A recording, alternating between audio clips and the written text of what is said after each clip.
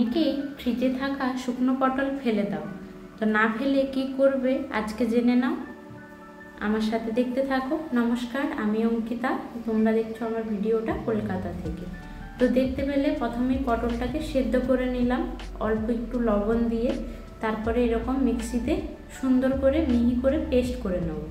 কড়াইতে দিয়ে দেব অল্প একটু সর্ষের তেল, যে যেরকম পরিমাণ তেল খাও সেরকম হিসেবে দিও। আর একটু যেহেতু ভাজা ভাজা হবে, একটু তেলটা বেশি দিলে কড়াইতে লেগে যাবে না।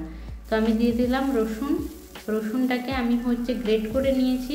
আর এখানে দেখতে পাচ্ছ পেঁয়াজের পরিমাণটা একটু বেশি রাখবে, ঠিক আছে, তাহলে কিন্তু খেতে খুব টেস্টি হবে। দিয়ে দিলাম অল্প একটু কালো জিরে, তারপর এখানে একটু ভালো করে নাড়িয়ে নিয়ে অল্প একটু জল দিয়ে দিলাম রসুনগুলো যাতে পুড়ে না যায়। আর দিয়ে দেবো অল্প একটু লবণ, পেঁয়াজটা ভালোভাবে তাহলে গলে যাবে। অল্প একটু হলুদ আর পরিমাণ মতো কাশ্মীরি লঙ্কা গুঁড়ো, কালারটা ভালো আসার জন্য। তারপরে আমরা যে পটলটাকে পেস্ট করে রেখেছিলাম সেই পটলটাকে কিন্তু আমরা এভাবে দিয়ে দেব, ঠিক আছে। তো যারা তোমরা ভাবছো এই পটলগুলো শুকিয়ে যাচ্ছে, এগুলো আর খাওয়া যাবে না ফ্রিজে রেখে রেখে, আমি বলবো না ফেলে তোমরা এই রেসিপিটা ট্রাই করে দেখো। এক থালা ভাত আরামসে খেয়ে নিতে পারবে আর খুব টেস্টি হয়। তো দেখতেই পাচ্ছ আমার কিন্তু পটল ভর্তা তৈরি। আর আগের দিন তোমাদের সাথে শেয়ার করেছিলাম লাউ চিংড়ি, অনেকেই দেখেছো রেসিপি।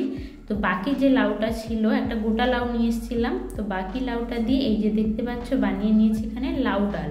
মুসুর ডাল দিয়ে আমি কিন্তু লাউ ডালটা করেছি। আর এখানে বাকি রয়েছে লাউ শাক, তো সেটা দিয়ে আমি কিন্তু একটা চচ্চড়ি মতো রান্না করেছি। তারপর চলে এলাম রান্না কমপ্লিট করে ছাদে, যেহেতু বাড়ি গিয়েছিলাম প্রচুর জামা কাপড় জমে রয়েছে। যাওয়া মানেই জানো তো রাস্তায় এত ধুলো, 3.5 ঘন্টা 4 ঘন্টার জার্নি, তো রাস্তার ধুলো তো কম নেই। বাকি বাড়িতে তো জিনিসপত্র থাকেই, সাপ্তাহিক ধোয়াধুয়ি তো থাকেই, ঠিক আছে। তো এই যে দেখতে পাচ্ছ জল বসিয়ে নিয়েছি, আর এই গামলাটাতে জল দিলাম, তো ওটাও ভরছে। আর এখানে আমি একটুখানি এগুলো চুবিয়ে নেবো। আর ছাদে একদম কাঠ ফাটা রোদ, বিশ্বাস করো মানে এদিক থেকে মেলতে শেষ করতে পারবো না, ওদিক থেকে শুকোতে শুরু করবে। তো এরকম একটা বিষয়। তারপরেও যাই হোক, কাজ তো করতে হবে, আমরা তো বিনা পয়সাতেই কাজ করে যাব সব সময়।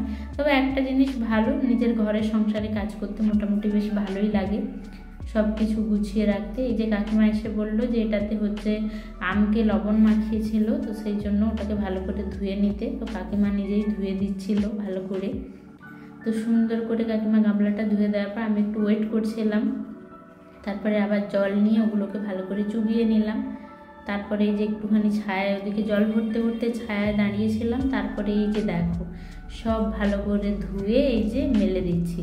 বললাম যেটা যে রোদ এত, মেলতে মেলতে দেখবো এক সাইড থেকে মেলছি আর এক সাইড থেকে শুকোচ্ছে। তো এটা খুব ভালো ছাদে, এই জন্য জামা কাপড় মেললে খুব সুবিধেই হয়। তবে বাতাসটার জন্য অনেক সময় নিচে পড়ে যায়, আর সাদা জিনিসগুলোকে নিয়ে খুব ভয়, নিচে পড়লেই দাগ হতে থাকে। তো এই দেখো আমার সব কিছু মেলা কমপ্লিট। দেখতে পাচ্ছ পুরো সপ্তাহের জিনিসপত্র পুরো ছাদ জুড়ে শুধু আমাদেরই জামা কাপড়, ঠিক আছে। তো তোমরা কারা কারা এরকম সারাদিন কাজ করতে ভালোবাসো একটু জানিও। তো আজকের মতো টাটা, ভালো।